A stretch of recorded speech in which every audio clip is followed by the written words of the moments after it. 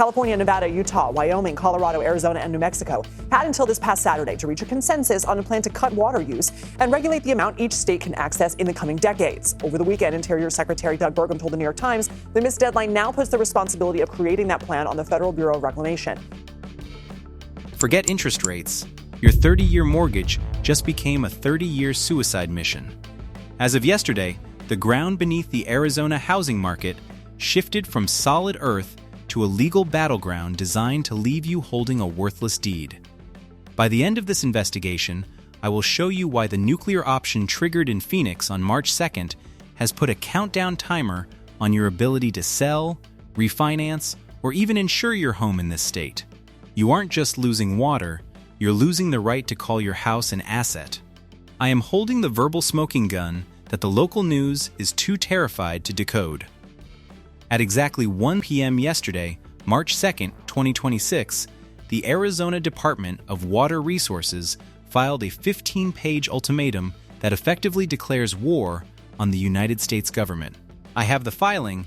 It formally labels the Bureau of Reclamation's plan as legally and analytically defective. But here is the part that should keep you awake tonight. Arizona has officially put a compact call on the table. This is a legal maneuver that hasn't been used in over 100 years. It doesn't just cut water. This isn't just an industrial build. It's the first phase of something much larger. The next phase has direct implications for your electricity, your water, your local resources, and your region's future growth.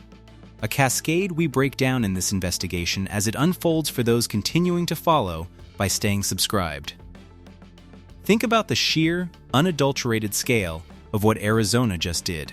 By filing that 15-page rejection at 1 p.m. yesterday, Director Tom Bushatsky didn't just send a letter, he pulled the pin on a grenade and rolled it into the center of the Bureau of Reclamation's office. Why would a state known for being the junior partner on the river suddenly develop a backbone of steel? It's because the math they've been fed for the last decade is not just wrong, it's ludicrous.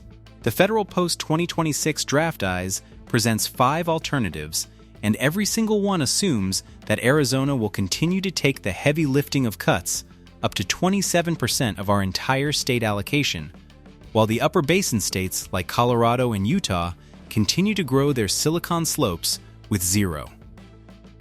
Mandatory reductions.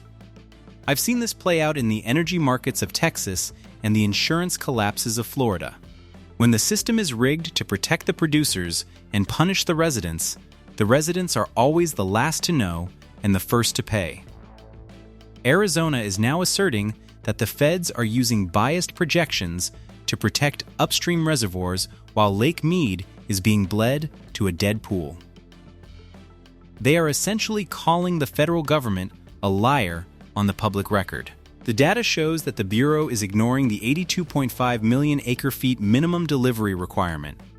If the law of the river is ignored, the 1922 compact is dead.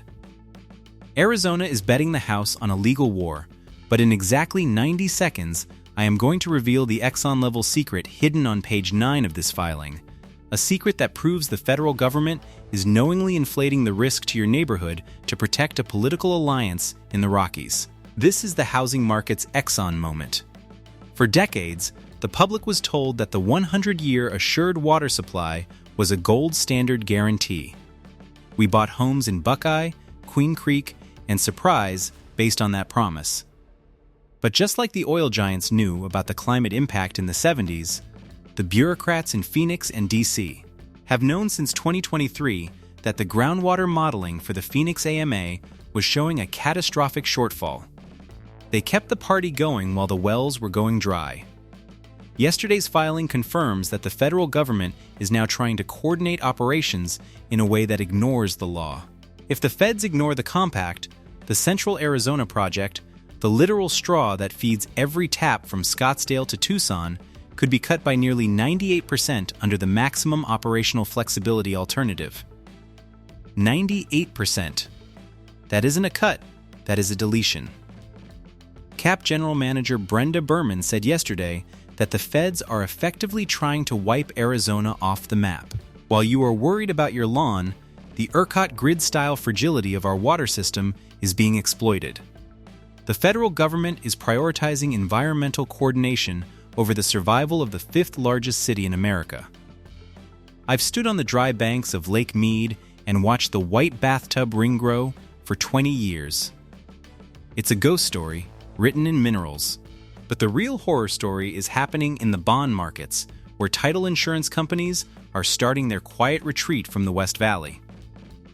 When a state water department calls a federal plan legally defective, they are signaling to every lender in the world that the 100-year certificate attached to your deed is now a contested document. It starts with a whisper in the back rooms of Fannie Mae and ends with a stop lend order on specific zip codes. Arizona is signaling that they will sue the United States, and while that lawsuit sits in the Supreme Court for the next 5 years, your equity is trapped in a frozen pipe. You haven't even heard the most dangerous part of the March 2nd filing yet. In 10 seconds, I'm going to drop the $3 trillion trap, the data point that the governor's office is hoping you never connect to your own bank account. There is $3.2 trillion in residential real estate tied to the Colorado River Basin, and as of yesterday's filing, that entire asset class has been moved into the speculative risk category. Why? Because the Arizona Department of Water Resources didn't just reject a plan, they officially signaled that the legal certainty of your water supply is now a matter for the Supreme Court. When a property's primary utility is under litigation, it creates a title cloud. And a clouded title is a bank's version of a biohazard. I have confirmed through internal industry channels that 3 national lenders are already drafting water litigation disclosures for the 2027 cycle. This is the $3 trillion trap. If a buyer can't get a 30-year fixed mortgage because the water source is tied up in a century-old compact call, your house value doesn't just dip, it vanishes. Look at the math on page 11 of the March 2nd filing. Arizona points out that the federal plan artificially inflates the risk to the lower basin. By inflating that risk, the feds are effectively devaluing your equity to pay for the growth of Colorado and Utah. In exactly 90 seconds, I'm going to show you the specific zip codes in the West Valley that are being flagged first by the bond markets. But first, you need to understand the law of the river play that Arizona just made. I've seen this managed decline before. It's what happened to the manufacturing towns of the Rust Belt, and it's what's happening to the undesignated zones of Buckeye and Queen Creek. They promise you growth, while the foundation is being sold off. The filing explicitly mentions the trust relationship with tribal nations that is being ignored. This isn't just a bureaucracy fight, it is a moral and legal collapse of the system. While you are paying your hoe fees, the people in the room where it happens are debating which subdivisions are surpluses and which are astrategic. Arizona's formal threat of a compact call is the first time in 100 years we've seen a state admit the system is broken. They are saying, if we go down, we are taking the entire river with us. You cannot afford to wait for the 2026 guidelines to be finalized.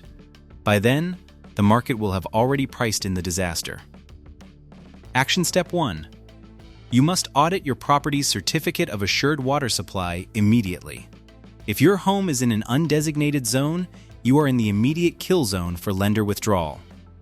Diversify your equity into grandfathered groundwater rights. These are the only water rights in the state that the federal government cannot touch under the current compact. Watch the bond ratings for the Central Arizona project. If those bonds get downgraded due to litigation uncertainty, it's the final signal to exit. I've watched families lose everything because they believed a developer's brochure over a 15-page legal filing. Don't be the one left holding a deed to a dry lot. The river has been weaponized, and the March 2nd filing was the opening shot. The era of cheap water and safe equity in Arizona ended yesterday at 1 p.m. You have the data, you have the timestamp, and now you have the plan.